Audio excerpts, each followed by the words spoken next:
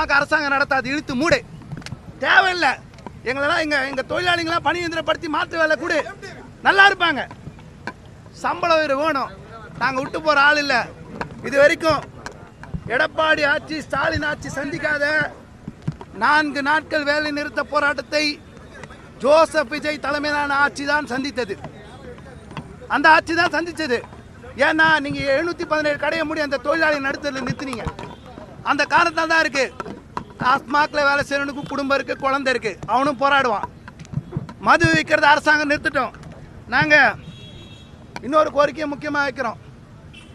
CM Vijay அவர்கள் MRF company முதலாளி, BMW company முதலாளி, ஊர்ல இருக்கிற எத்தனை பன்னாட்டு முதலாளிகள், சினிமா துறை, சின்னத்துறை, அத்தனை துறை, தயாரிப்பாளர் துறை எல்லாரையும் பார்க்கிறார்.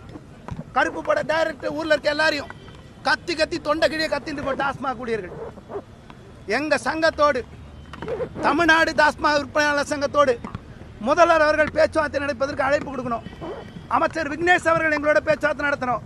சமூக நீதித்துறைன்னு ஒரு துறை இருக்கு. அந்த துறையினுடைய அமைச்சர், மதிப்புக்குரிய அமைச்சர் வன்னியரசு அவர்களுக்கும் நாங்கள் கோரிக்கை வைக்கிறோம். இதில் வேலை பார்க்குற 50% பட்டியலின சமூகத்தை சேர்ந்தவர்கள். இவங்க எங்க போச்சு சமூக நீதி? யாராவது கேட்குறீங்களா? அதை 11,000 ரூபாய் சம்பளத்தை வாழ்றானே, அவனுக்கு சமூக நீதி வேணாமா? அமைச்சர், சமூக நீதித்துறை அமைச்சர் மதிப்புக்குரிய வன்னியரசு அவர்கள் எங்கள் குறையை கேட்க வேணும். எங்கள் போராட்டம் 10 ரூபாய் வேண்டாம், பணியந்திரம் வேண்டும், மது ஒழிப்போம், மக்களை காப்போம். எங்களோட அரசு பேச்சுவார்த்தை நடத்தி இந்த பிரச்சனையை தீர்க்கும் வரை நாங்கள் உறுதியோடு போராடுவோம் என்பதை தமிழ்நாடு டாஸ்மாக் விற்பனையாளர் நலச்சங்கத்தின் சார்பில் தெரிவித்துக் கொள்கிறோம். அமைச்சர் விக்னேஷ் அவர்கள், மதிப்புமிகு அமைச்சர் அவர்கள் ஓபன் சேலஞ்ச் தான், நான் அங்க போற ஊழல் ஒழிக்கிறேன். ஏன் மதுபான ஆலைக்கு போயிருக்காரு, குடோன்ல போய் அவங்க கிட்ட சொல்றாரு, யாரும் காசு கேட்காதீங்க, உங்களுக்கு சம்பள தேவை, பண தேவை இருந்தால் அதிகாரிகிட்ட கேளுங்க, அரசாங்கத்துக்கிட்ட கோரிக்கை வைங்கன்றார். நான் கோரிக்கை வைக்கிறோம், ஐயா நீங்க தயவு செஞ்சு 1 மாசம் கடையில் வந்து வேலை செஞ்சிருங்க. 1ஆம் தேதியில 31ஆம் தேதி வரைக்கும் 11,000 ரூபாய் வேலை செஞ்சுட்டு, ஐயோ இந்த சம்பளம் சூப்பராக இருக்குது, நாங்கள் படிக்க வைக்கிறோம், காலேஜ் ஸ்கூல் படிக்க வைக்கிறோம், பெரியவங்களுக்கு ஹாஸ்பிட்டலில் மருத்துவ வசதி பார்க்குறோம், எல்லாம் செய்கிறேன்னு சொல்லுங்க, நாங்கள் ஏற்றுக்கிறோம். நாங்கள் 10 ரூபாய் வாங்கக்கூடாதுன்னு தான் நோக்கமாக வச்சுருக்கோம். ஒழிக்கணும், ஊழலே வேணாம்.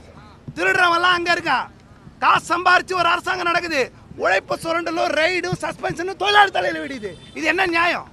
ஏன் அப்ப அந்த 10 ரூபா வாங்குறீங்க? தான் ஒரு முக்கிய கேள்வியா இருக்கு. சம்பளம் பத்தல, இதுக்கு முன்னாடி எல்லா அதிகாரிகளும் ஊழல் பண்ணியிருக்கான்.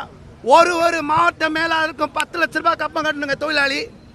நீ இப்போ ஊழலை ஒழிச்சேன்னு சொன்னீங்க, சம்பளத்தை கொடுத்துருங்க, 120 கோடி ஓப்பனா வை, தொழிலாளி சம்பளம் கொடுத்துரு, பிரச்சனை முடிஞ்சிடும். ஒரு அதிகாரி ஊழல் பண்ணிக்க. நாங்கள் சொல்றோம், ஒவ்வொரு மாவட்ட மேலாளரும் பெரும்பான்மை ஊழல் பிடித்தவர்கள் 10 லட்ச ரூபா ஒரு மாசத்துக்கு கொள்ள அடிச்சிருக்கான். அவனை ஜெயிலில் வைக்கிறதுக்கு உங்களுக்கு ஏதாவது ரைட்ஸ் இருக்கா? உங்களுக்கு நீங்க ரெடியா இருக்கீங்களா? ரைடு சாதாரண 11,000 ரூபாய் வாங்கினவனை தூக்கி சஸ்பென்ஷனு, கடையை விட்டு தூக்குவேன், அடுத்த நாள் வீடியோ போடு, கடையில் இருக்க மாட்டான். அவங்கெல்லாம் கண்டிங்க, தண்டனை கொடுங்க, 10 ரூபாய்க்கு சம்பளம் கொடுங்க. அதுக்கப்புறம் 1 ரூபாய் எக்ஸ்ட்ரா வச்சுட்டா கூட அவர் சொல்றாரு, 10 ரூபாய் எக்ஸ்ட்ரா வச்சுட்டா சஸ்பென்ஷனு, 1 ரூபாய் காயின் இல்லையா, 2 ரூபாய் காயின் இல்லையா, 5 ரூபாய் காயின் இல்லையா, எதுக்கு 1 ரூபாய் கூட வைக்கணும்? ஊழல் இல்லாதெல்லாம் மாத்திங்களா? நாங்க ரெடி. தமிழ்நாடு டாஸ்மாக் விற்பனையாளர் சங்கம் நாங்க சொல்றோம், 10 ரூபாய் வாங்காம இருக்கிறதுக்கு நாங்க ரெடி, பணியந்திரம் கொடுக்கறதுக்கு நீங்க ரெடியா? அவ்வளவுதான்.